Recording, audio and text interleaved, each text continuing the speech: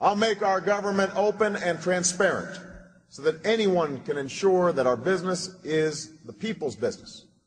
Justice Louis Brandeis once said, "Sunlight is the greatest disinfectant." And as president, I'm going to make it impossible for congressmen or lobbyists to slip pork barrel projects or corporate welfare into laws when no one's looking, because when I'm president, meetings where laws are written will be more open to the public, no more secrecy. That's a commitment I make to you as president.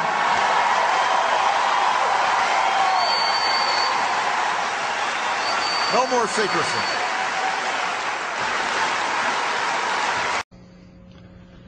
Here we are with 1,100 pages.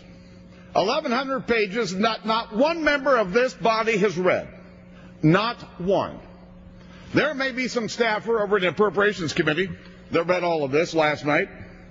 I don't know how you could read 1,100 pages between midnight and now. Not one member's read this. What happened to the promise that we're going to let the American people see what's in this bill for 48 hours? But nope. We don't have time to do that.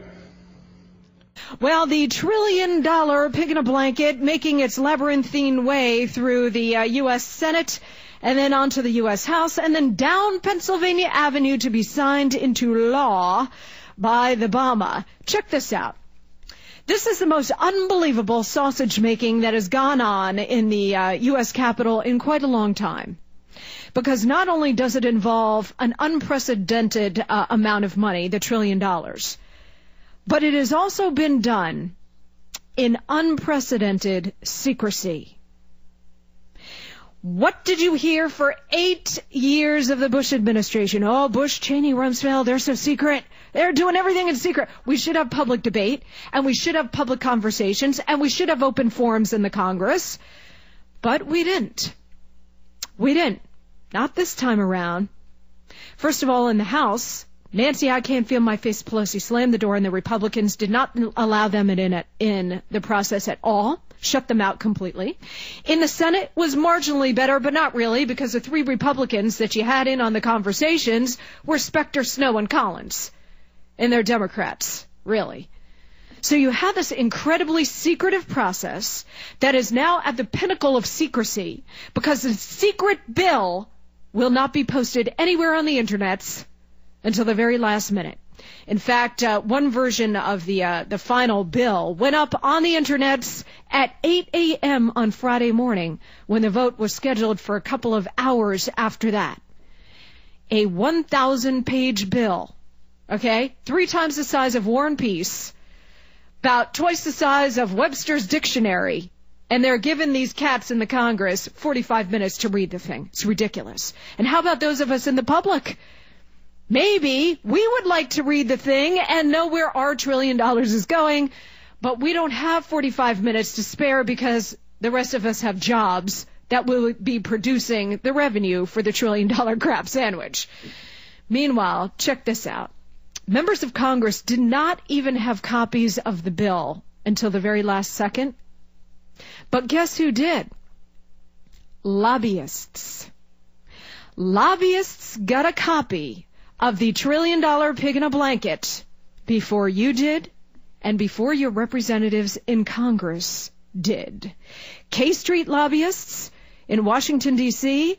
were carpet bombed with a stimulus bill so that they could go hog wild and see how much money they'd be getting, what angles they could work, what industries they could work to squeeze as much of the $1 trillion for themselves as possible.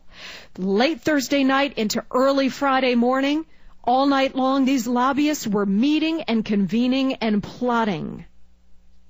These would be the same lobbyists that Obama claims he didn't want any part of them in his administration.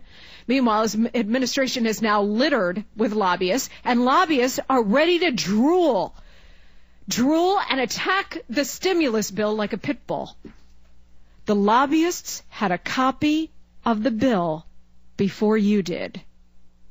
This is supposed to be the most transparent administration, right? Didn't they promise openness and accessibility, and they were going to post the bill at least for 48 hours? Well, the bill went up and was up for about 45 minutes. I'm exaggerating, but not by much. I want to make another point about the $1 trillion crap sandwich. And this is something that I haven't heard anybody else refer to or a point that anybody else has made. But this is why you come to this program, for insights you will not get anywhere else. How about this? Just think about this for a second. The Congress, by pushing the $1 trillion pig in a blanket, is actually putting our national security in jeopardy with this spending. Because this kind of out-of-control spending, $1 trillion here, another $2 to $3 trillion for the bank bailout, it's going to go insane, maybe up to $10 trillion. This kind of spending will bankrupt us. And it will turn the power over to foreign borrowers like China, which is already a big enough threat. But if those foreign borrowers get more and more proportion of our debt, and they own us and they really have us by the cojones, this is going to be too big of a threat. So perhaps the way we counter this is, of course, carpet bomb Pelosi's office and carpet bomb these people. But think about this. Maybe the way to tackle this is to battle Obama's fear tactics with some actual real fear about our national and economic security.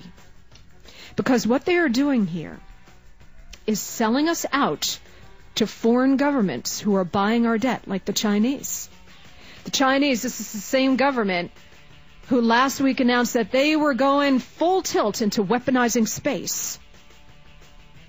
They are slowly but surely buying up the United States of America.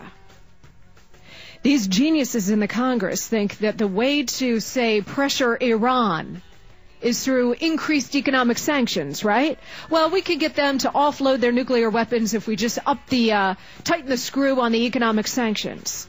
Well, this $1 trillion pig in a blanket and all of the following appropriations bills that are going to be upwards of $1 trillion will so screw us up with debt that we will be creating our own sanctions on ourselves.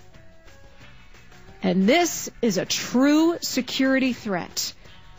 We're very worried about Iran. We're very worried about North Korea, very worried about Venezuela and Russia, and all of those threats are real and present.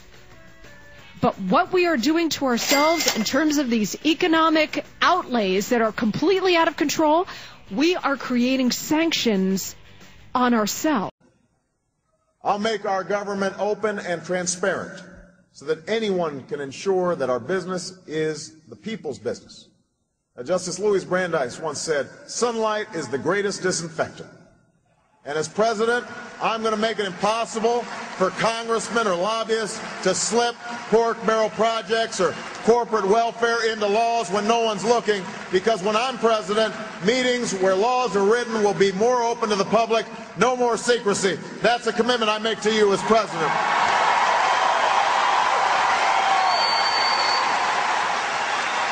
No more secrecy.